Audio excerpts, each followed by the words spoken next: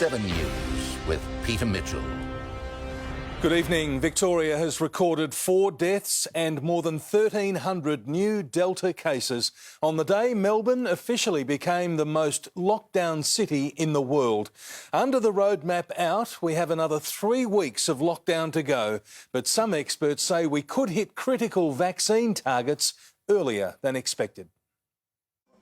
For these Melbourne business owners, the cost of the world's longest lockdown is no longer measured in dollars and cents. I think for all of us, I think it's our personal mental health, maybe our confidence in the way we run our businesses. Victoria added more than 1,300 cases and 4 COVID deaths. Another 22 people are in hospital, pushing us towards 500. But in virus hotspots like Hume, surging vaccine rates are slowing the virus. Hume, early days, may not be a trend yet, but it is showing some stabilisation in numbers. We are beginning to see the flattening of the curve in Victoria. Tonight, more than 82% of Victorian adults have 1 dose, more than 52% are fully vaccinated. The gap between Pfizer doses is back to just 3 weeks, and that creates an opportunity to end lockdown early. We'll have to see how many people switch their appointments and do bring them forward, but there's absolutely a chance we can do that in less than 3 weeks.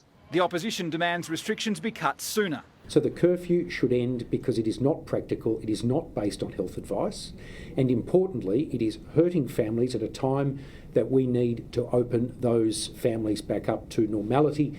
Our Chief Health Officer argues curfew did limit the virus spread on grand final night, despite hundreds of cases coming from illegal parties. Hate to think, as I've just said, how it might have been if there was no oversight of all movements after curfew hours were in place. There was still significant movement across households. 246 days of stay-at-home restrictions. It's a long road. 2020's lockdowns make up more than half our total, including a marathon 111 days from July to October.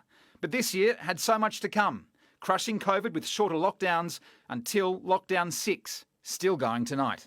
Sacrifices honestly feels like we're at a standstill. Yep. For some traders, there's deferred rent they must eventually pay off. Frank worries about vaccine mandates, although he is vaccinated, and some staff laid off are reluctant to return. We're the first businesses to get shut down, and which is a little bit sad. So I think people are looking at industries that don't get closed down during lockdowns.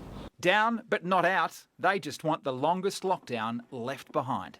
A lot of my staff, we don't really want to talk about it within the space. We're over it. Yeah. We just want to move on. Yeah. We're actually going to offer a 10% discount if you do not talk about COVID-19 for the entire appointment. You'll get a discount, trust me. Yeah. And Blake Johnson joins us now. Blake, there are changes to the way we learn about exposure sites. Yes, Pete, and here's why. There are more than 12,700 active cases tonight, each one of those creating a new list of exposure sites. There are so many of those sites that the Tier 2s will soon no longer be published on the Health Department website, instead focusing on those high-risk Tier 1 exposure sites. And the Health Department says it will lean more and more on businesses to do the awareness around Tier 2 and Tier 3, the lower risk sites, so contact tracers can focus on getting all those cases and their immediate contacts into isolation. Pete? Blake Johnson at Docklands, thank you. And schools